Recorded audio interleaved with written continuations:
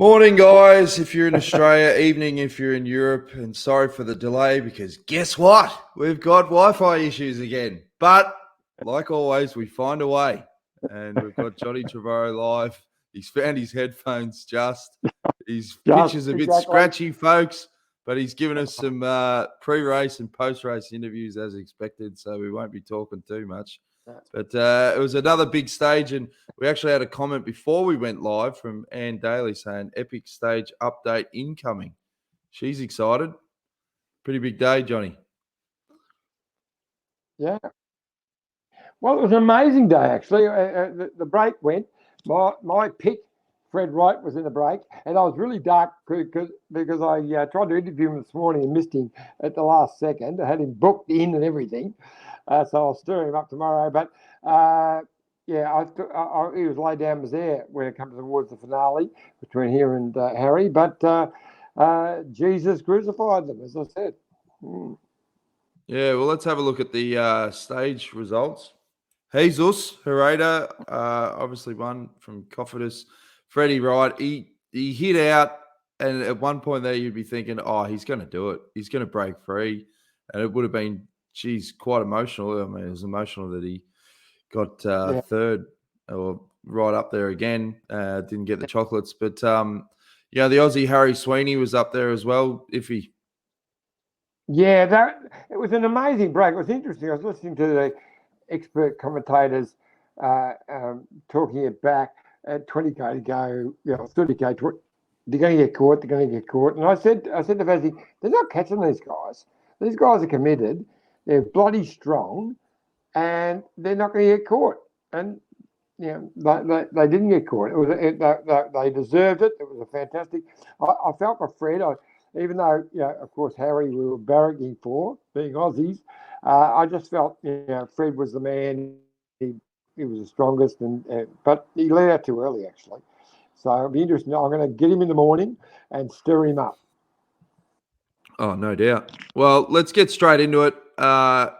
You've done a whole heap of interviews before the start. We'll go through that. There's a lot to unpack. You want to talk about the Australian team selection for the Worlds. So there's plenty to get through on the show. But here's all the interviews before the start of Stage 7. Rowan, how are you, mate? A tough day in the office yesterday. Yeah, tough day, but same for everyone, really. It looks obviously really cold, but it was just really wet. It was a bit like a Queensland winter day, I think. So it wasn't, for me, I don't mind the cold. The wet's a little bit annoying, but hopefully we get some warmer weather. It is the Vuelta. So for Primoz, he'd be disappointed in losing a minute pole, but he had to do all of the work in the chase group. No one helped him at all. So he was still fairly strong. Yeah, he's still going strong. I think any day where it's hotter, he'll be better as well. He's one of those runners that I envy in summer. He gets better and I get worse. So let's hope for some warmer weather, and that hopefully means that he'll be in better shape like he was in the first couple of days. An interesting stage today with the big climb halfway into the stage. Yeah, I think it opens it up to a possibility of a strong breakaway. It's going to be hard to bring the break back after that, but also there's probably two interested teams in Ineos and Trek with Mads and Hayter. So I'm sure Mads will want to try to get rid of Bennett and get some more points for the green jersey. Good luck to that, mate. Thanks, mate. So, Caden Groves, it's not really your territory the next few days. I just wanted to ask you what it's like for a sprinter to get through these stages. Today's a tough one because we're coming into such a hard weekend. It might be a reduced bunch kick today. Obviously, on paper, it looks like a day for the break, but I think there'll be a lot of sprinters trying to get another sprint because there's not that many around. So, luckily here we've had some pretty big gruppettos, which is like good safe group going to the line, and everyone trying to get through as fresh as possible. Yeah. All right, mate. Just wanted to check on how you're going. How am I? I'm going all right, I think. I'm pretty keen for today. I'm big climbing okay, so getting through relatively fresher than the other sprinters, I hope. And hopefully some of the sprint favourites can get dropped today. Good luck to that, mate. Hi, Jai. How are you, mate? Yeah, so pretty rough day in the office yesterday. How was it for you? Yeah, it was a pretty hard day, you know. When the rain started coming down after that descent, then it really made the rest of the stage pretty stressful, and it just adds another dynamic into the race with on all the descents and everything. You just use a lot more energy. So in the end, it was a really, really tough stage, and this last climb was pretty brutal. I think if you had the legs, you could more or less be there, but it was basically just like a full gas effort from bottom to top. Great ride by Jay. Yeah, I mean, chapeau, like the guy, I've got a lot of respect for him, the way he goes about himself, and the way he got his contract, it's pretty crazy, so chapeau to him. And also yesterday it was like, I think a lot of people know that he has that talent and the power, but to do it is another thing. And yesterday, he just smoked everyone. So what more can you say? I mean, congrats to him. It was an epic ride and well deserved. So happy for him. Good luck today, mate. Thanks. Yeah. Iffy, how are you, mate? Well, buddy. So, how did you enjoy your little day out of the sunshine yesterday? Look, it wasn't as bad as I thought it was going to be. We got a little bit of dry, but then it really came down. But look, I think as a team we did all right. It was awesome to see for us, for me to see Jay climb so well. That was pretty special to see him get his first win on a stage like this. But yeah, look, it's all still to play for. Unfortunately, Richie lost a bit of time, but we still got 3 guys up there, and you never know what's going to happen. So interesting stage today with that big climb in the middle of it. What do you reckon? What do you think will happen? Yeah, it's very similar to Norway. We did a stage like this in Norway where it was just a climb in the middle of nowhere and then almost a plateau to the finish line. Look, I think it's a day for the lighter sprinters. I know we're going to try offload some of the bigger boys and give Ethan a real good chance in that gallop at the end. And I think Trek are going to have the same idea and probably bike exchange with Caden as well. Look, I expect there to be quite a fair bit of pressure on that middle climb. Mainly from the sprinter teams as well. I think the GC guys will look to recover a bit. But I think we'll try to put a bit of pressure on that climb, offload some of the bigger boys and see how Ethan goes in a gallop. Good luck today, mate. Thanks, mate. Cheers. Jay Vine, good morning. How is it the day after, mate? Yeah, good. I think I got to bed around 12 o'clock after all the circus after the stage. But feeling good. It's a bit of an easier stage today, and I think we've still got guys well, even on this stage. So, Now, it was interesting. I'm glad I was up there at the finish, as terrible as it was to witness that, because it's pretty special. And one of the journalists asked you, now that you are showing you're one of the strongest climbers in the race, what's going to happen coming up? And you felt you weren't, but I disagree with that, mate. Yeah, I think there's multiple things at play there.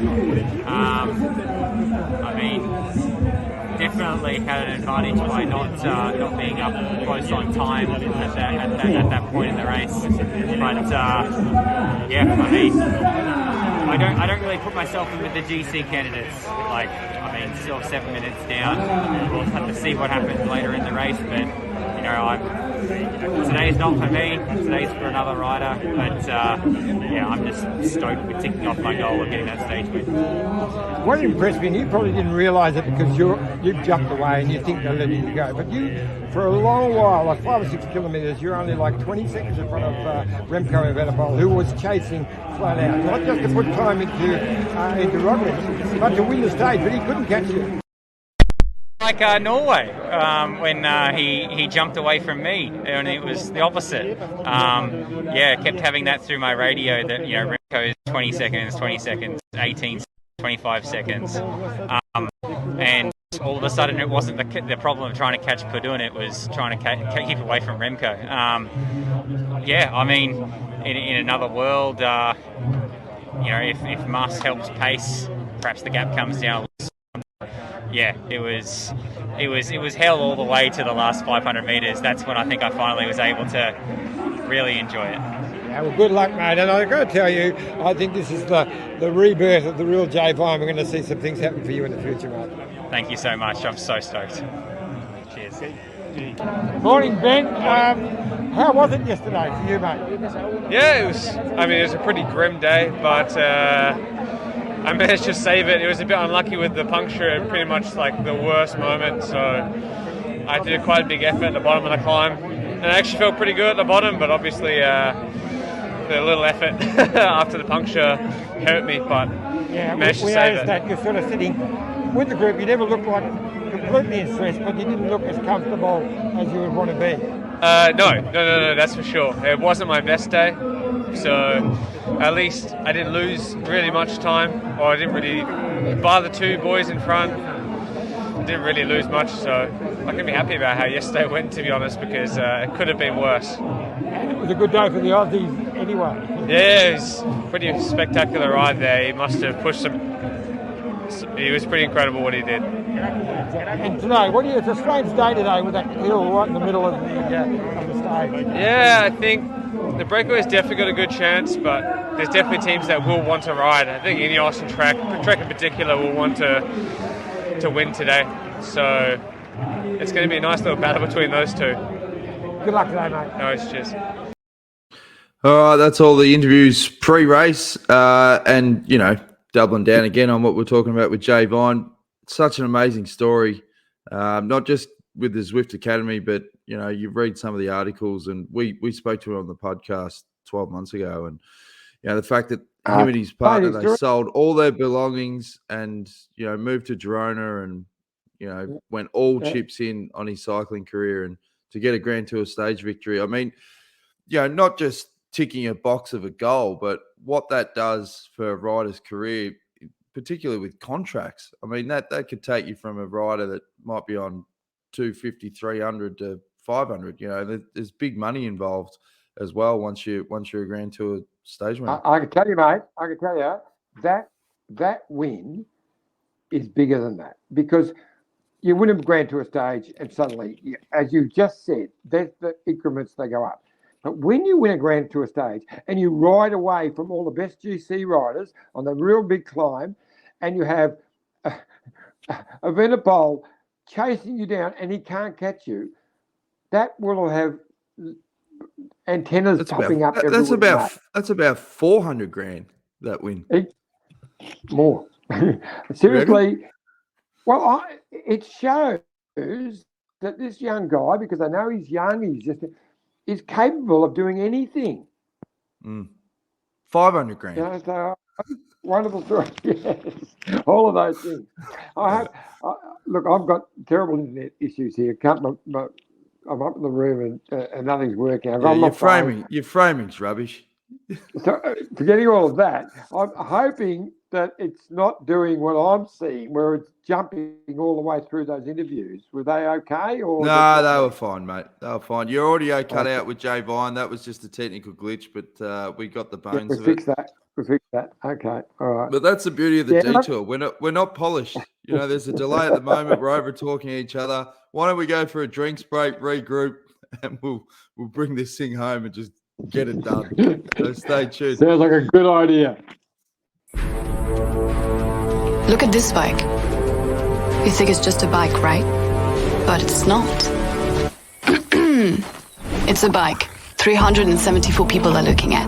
This guy, this girl, them, all looking at it. People from here, there, and wherever this is. People that are looking for a bike. Or just a piece of it.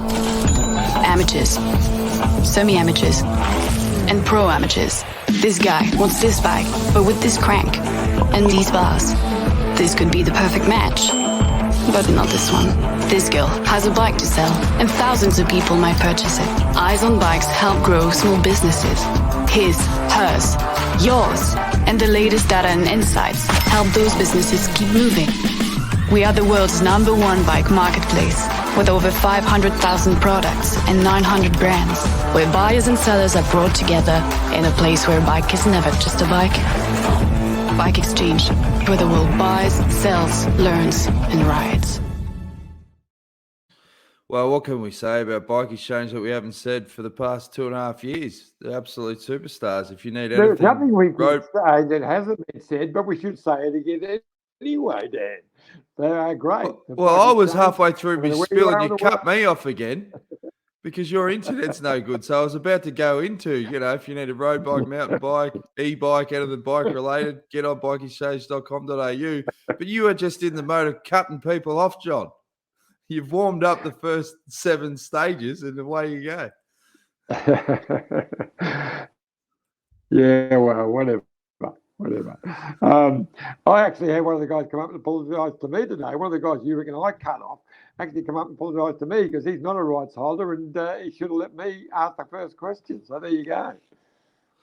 Oh, well, as I said, it's all protocol. All right, let's go through couple of the live comments. Anne Daly says, confidence wins the stage, crack open the bubbly, or is that bottle reserved for the Tour de France? They've been the butt of the jokes for a few years about their lack of wins at the Tour de France. But well, and he might be a French team, but he's Spanish, so it didn't do much good. But I got to tell you, hats off to that group today. Fantastic. Those 5 riders just committed, and it was about 20k out. Now I just said, they're going to get these guys. But I wonder what would have happened. When you look at the bunch who was chasing, you had Trek on the front because Mads Pedersen, win the stage, and also Bike Exchange for Caden, who sprinted quite well. But the one who didn't join in much were Bora, and they had Sam. Sam Bennett was there. He won the sprint in the end. And that's the whole thing. When you've got a team that's all supporting the GC guys, they haven't got those extra riders straight to the front to help him. And he probably would have won the stage today if they could have committed a couple to do that. So it's interesting how you got to balance. I'm going to get Sam Bennett in the morning and ask him about that balance. Good point.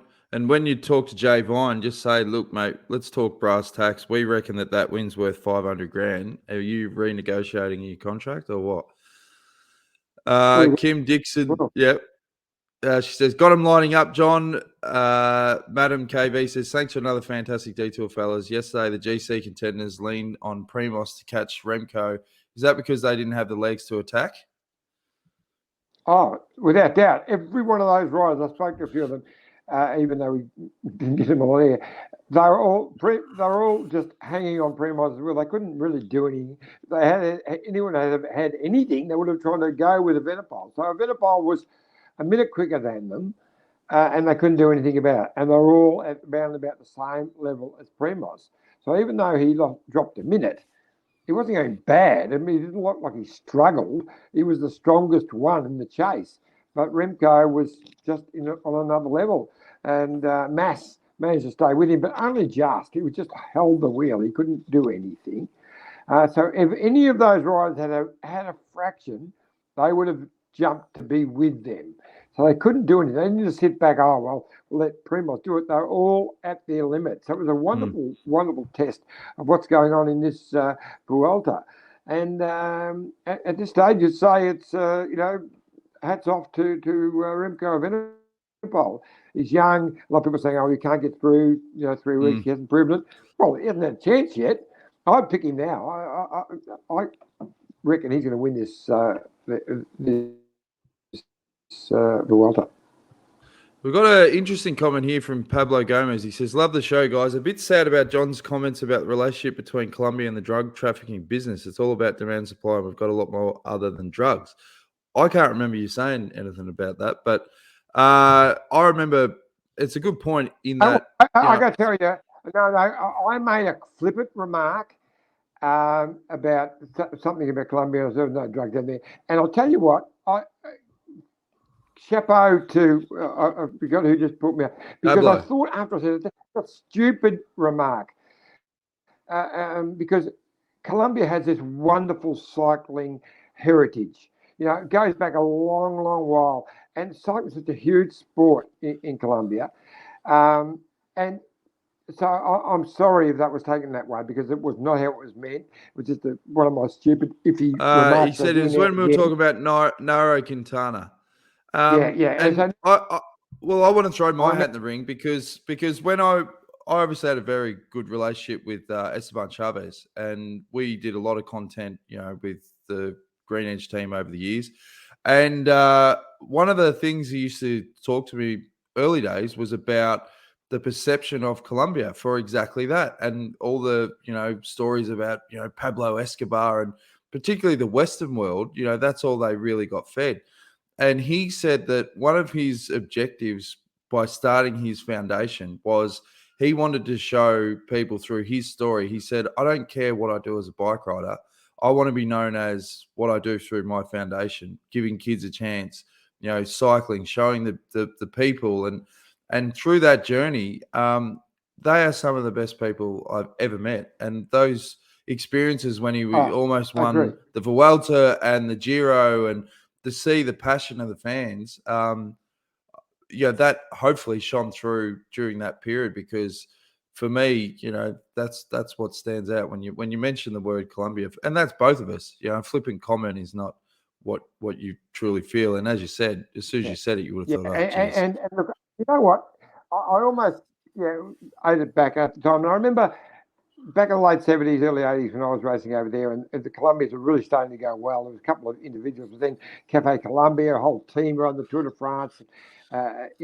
Just amazing time. So I'm a big fan of Colombian cycling, and I didn't mean to infer that, because there's a few Aussies who have been caught up in that terrible situation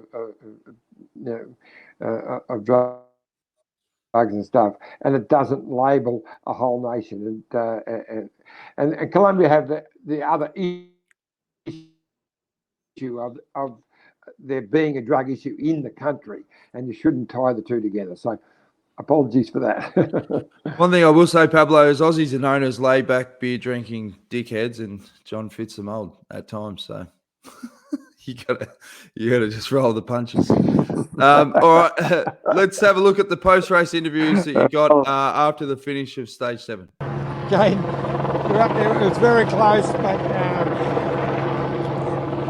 tell us about it. I mean, that's a real shame today. Bit of negativity once we got back on. Guys did an incredible job, waited for me. About 3K from the top, I was dropped. Probably pushed a bit too much wind in the base of the climb, riding better position, but I don't know. I mean, either that or there's some guys climbing super, because I was on a pretty good one and got dropped in the end, but the guys waited and rode us back on, and then from there, super, well, not negative between us and Arkea. Those guys backing their sprinters, but teams like Ineos or Bora deciding not to ride so much than break straight away. Obviously working well together and strong group of guys, and I was pretty disappointed. Pretty disappointed. Good ride, bud. We saw you driving, but you couldn't bring it back. Yeah, well, I mean, the brake was strong. We had a good ride, but you can only go so fast. So, what under the breakaway? Modern cycling, really. You have to keep the breakaway at 1 minute, because there's so many motorbikes. The bunch is just ridiculous. I mean, we're nearly sprinting on the front, trying to bring the breakaway back of 7, and they've been out there for nearly 200k. So, and we can't even get close to them. So, is what it is. Good job. Good job for the breakaway. You use the motorbikes if they're there. So do we. But it just makes for a bit negative racing anyway. So we tried. It's unfortunate. Try again. Good ride, mate. I like that you're adhering to the COVID protocols there, Iffy. Oh, it slipped. It slipped. I've had it all the time. But the problem I have is that I try to pull it down when I'm talking, because it's muffled, and Vazzy's supposed to cut me out of that. But Vazzy. No, I was talking about the hands on the back. Okay. I'm joking with Vazzy. Vazzy's been amazing, and I'm the one who creates all the problems. But anyway. No, you're not creating problems. Now, one of the big things that you wanted to talk about was the selection for the Australian team for the Worlds. Let's have a look at the elite men. They've picked Simon Clark, Luke Durbridge, Heinrich Hausler, Jai Hindley, Michael Matthews, who'll be the leader, Ben O'Connor, Lucas Plapp, and Nicholas Schultz. And for the women, they've got Georgia Baker, Grace Brown, Brodie Chapman, Alex Manley, Sarah Roy, Amanda Spratt, and Yossi Talbot. The big omissions, obviously, is Caleb Ewan for the men's race and Sarah Gigante and Rachel Nayland for the women's edition. Let's have a look at what Caleb posted on social media after his win. He said, "This one felt really good, especially after the bad news that I won't be at my home World Championships this year. To be honest, I don't have much to say on the matter other than I'm heartbroken. I won't be there to represent my country and that I believe I deserve to be there." Anyway, sob story over. What's your take, Johnny? Yeah, they're both really, really awkward ones. I can understand why you would pick a team to back the strong guys. I mean, it's all about Michael Matthews, about Bling, but it's also Joy Hindley. There's Ben O'Connor. They are superstars who are strong, and this is a tough course. And I got to say, if completely honest, Caleb can win around here, probably not. At his best, maybe. But he's not going that bad. I mean, he's had issues that stopped him winning, stages in the Tour de France. He won, the next day after they announced that he wasn't going. He won in the Dorsum Tour. He's one of the world's best sprinters. To me, if I was a selector, I would have put him in. I would have put him in because of this reason. I would have said, you know what, we don't have to do anything if we've got Caleb there. It's not we can cover every move and say no. Everyone would expect us to ride for Caleb, so the pressure's on everyone else to do the chasing. But the other teams know the profile. They go, yeah, but he's not going to get over. So he's going to get to those last circuits, and the pressure's going to be on all them to do everything, not the Australian team. I mean, it's all about Michael Matthews hanging in there and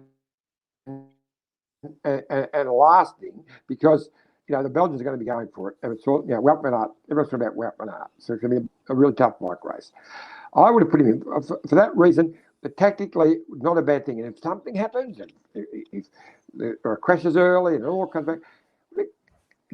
Look, let's just step back. Yeah, but they're other teams are going to. Let me finish. Let me finish. Geelong, not that different. It's almost as tough a circuit. The Geelong circuit was, long ride down from Melbourne to Geelong, and then a circuit not that dissimilar, harder hill even. Okay, more reason to get back later.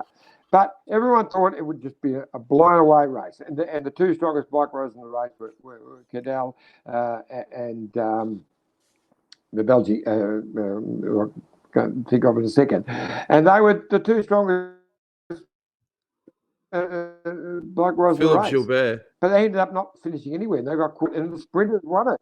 Gilbert, yeah. And the sprinters took it out. So on a course as hard. So don't forget that. To have a reserve. I think Wollongong's harder. You got 4,000 metres of climbing. And if you've got a situation where Michael Matthews is in that bunch. You had nearly 4,000 metres of climbing at Geelong, mate. You had nearly 4,000 metres of climbing in Geelong. Did you really? Yeah. There you go. Yeah, mate, I've been around both circuits. I've been around both circuits. Yeah, I think you take the emotion out of Wollongong, home worlds, and say this was in Spain or whatever. We wouldn't even be having this conversation. It's the emotion, the fact that it is close to his hometown. It's the home worlds. That's the big overriding, gut feeling as to why you go, that's stiff. It was purely a tactical thing where they want to have those strong guys that can pull back a break or, have a few options, as you said, with Ben O'Connor and Jai and these guys. I think, it's a tough decision, but I can understand it. Yeah. I can understand it. I mean, you look at those bike riders that are in there, and there was a couple there that are surprising. Heinrich Hausler, you would never have thought he was going to be picked in this, but he's been picked because one of the other leading contenders believes he's the right man to help him in certain situations because he knows everyone. He's a wheeler and dealer and a good bike rider. The same with Simon Clark. We know his class. He's win the Tour de France was amazing. So, there are riders who are there for specific reasons. Nick Schultz is almost like a reserve a chance, But and Plappy, well, I think Luke's there mainly for the time trial, but numbers. But I would have left one of those out and put in Caleb. That's what I would have done. Yeah, Schultz, but then you got Schultz has obviously got better climbing legs with those sort of rides. Schultz was the one. I didn't say Schultz was the one. I said I would have left one of those out and put him in. And again, same with the women. We've got a really good women's team, and it's Grace Brown, Alice Manley, Georgia Baker, Brodie Chapman, Sarah Roy, Amanda Spratt, Josie Talbot.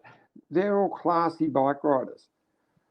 I still can't believe that Sarah Gaganti's not in there for two reasons. One, put her in there, the under 23, which is a part of the overall. I reckon she would have won that. But and look, I know she hasn't been in great form. She's not great in the bunches and all of those things. This would be a reduced bunch very quickly. I would have put my finger in the yes, it is. I would have put Sarah Gaganti because she's a superstar. And they don't have the under 23 women's race, do they? I think they've only got the men's. No, they don't. No. They don't have an under 23 women's race, but they have someone will be the under 23 champion out of the elite race. Right. In the elite race, yes. So, but I wouldn't have put in for that reason. I would have put in for the reason she's a superstar. She comes out of these crazy things and does these rides. We've seen her do it. So, there are some bike riders in there. They're all good bike riders, but I'm just talking personally, I would have put her in. Yep.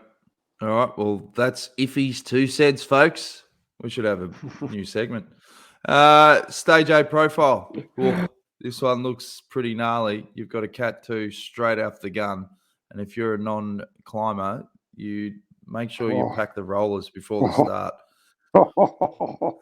I can tell you, this is one they'll be dreading. I'm looking forward to. I'll grab Sam Bennett and a couple of the other sprinters in the morning and say, "What's your plan?" Because they're going to be.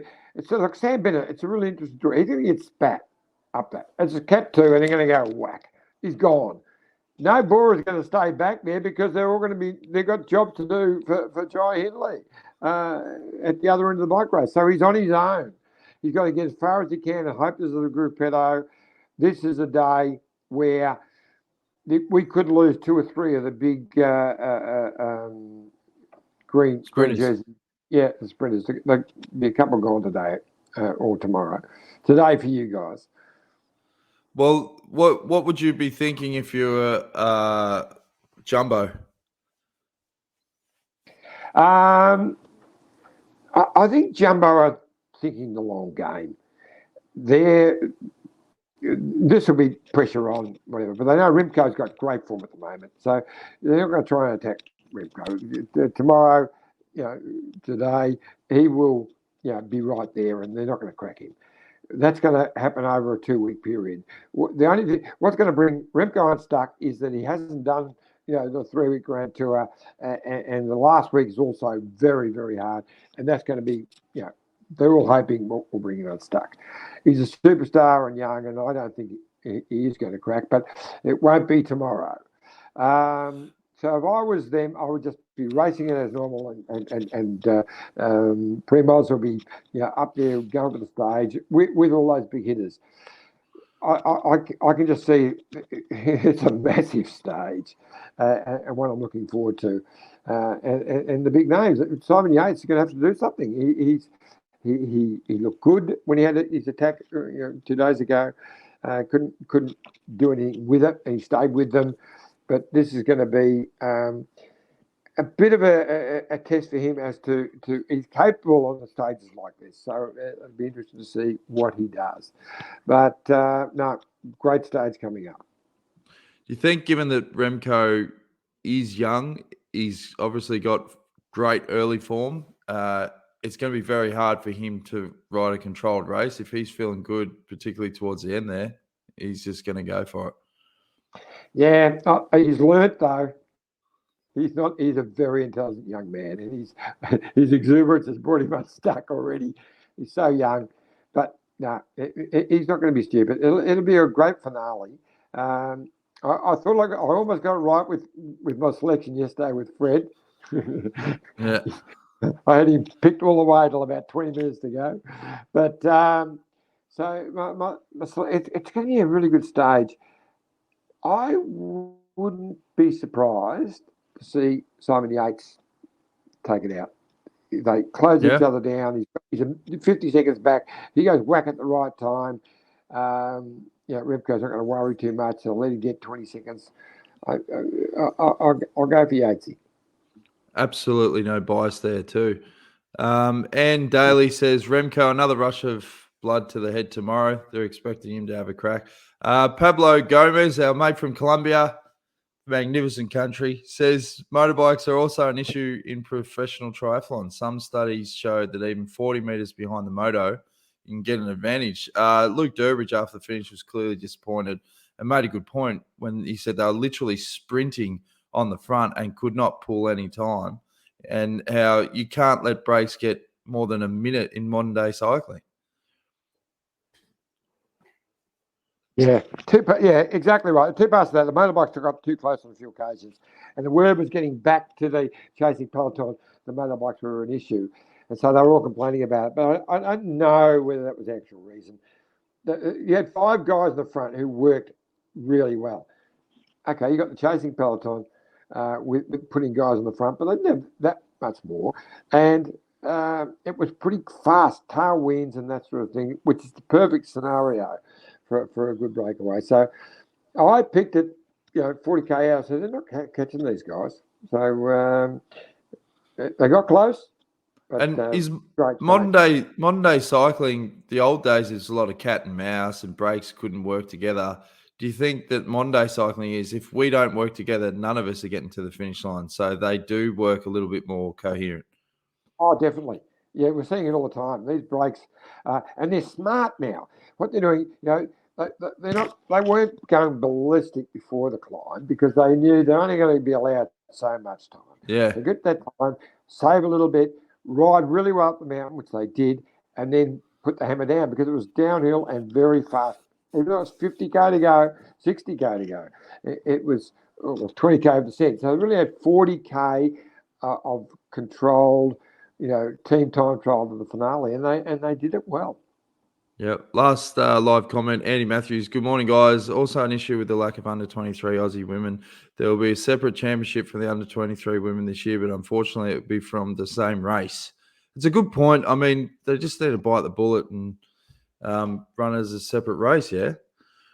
Well, they are going. Obviously, there's logistical issues with that. But if it happens so quickly, that's going to happen probably the year after. It just couldn't be done for this year. It should be there, and it's something that will happen. I know that Donna Ray-Selinsky, my mate from Geelong, and Matty Gilmore, a legend, are in Wollongong right now with the junior team, training them around the circuit and everything. So, Australia's taking them very seriously for these youngsters, and we've got some amazing young kids that have been selected for this team. So we're looking to try and win quite a few rainbows.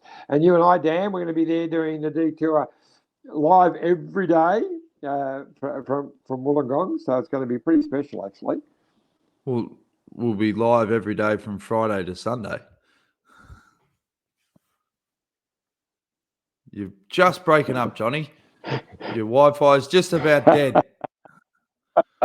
All right. Well, that's a good cue to say adios. We just got through that one. Thanks again for the support. YouTube.com/Detour Podcast. We'll be back again at 6:30 a.m. Australian Eastern Standard Time for the Vuelta.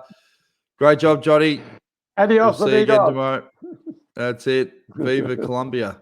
See you guys. Adios,